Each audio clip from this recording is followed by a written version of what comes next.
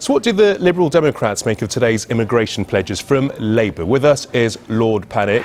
A very good afternoon to you, Lord Paddick. Well, firstly, your reaction to the manifesto pledges on immigration. Well, Labour are running to catch up. The coalition government has already quadrupled the fines for employers who are not paying the minimum wage, because we want to make sure that it's British workers who are not exploited, as well as those workers that are coming from overseas. And as far as increasing, creating a task force, the coalition government again have effectively done that, moving the Gang Masters Licensing Authority under the Home Office, working alongside the National Crime Agency. And the Liberal Democrats are promising in our manifesto that we will double the number of visits to employers to make sure that they are paying the minimum wage. So immigration is obviously a key issue for many of the electorate. Is there anything in this manifesto that you've read which you would welcome? Well, as I say, Labour are just simply catching up with what the Liberal Democrats have either already implemented or what we're promising to do. The real issue with immigration, of course, was the fact that the previous Labour government abolished exit checks at borders. We've got good controls in terms of people coming into the country, but we haven't had any exit checks.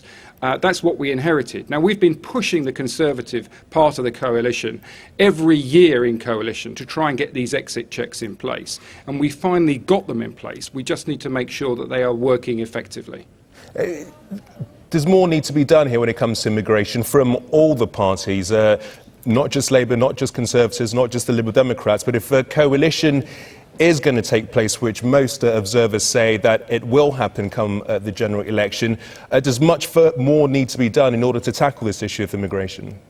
What we need is a fair immigration system, fair to British workers, fair to people who are coming in from outside, who are playing by the rules. That means having effective border controls. That means, as we have promised to do, doubling the checks on employers to make sure that they pay the minimum wage, and to make sure that people who come here to work on a limited time visa leave at the end. Something that Labour could never do before, because they are the ones who abolished exit checks.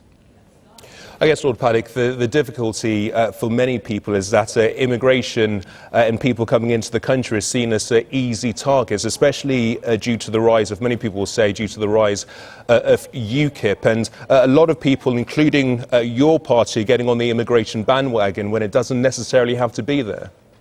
Well, I couldn't be clearer about the Liberal Democrat approach here.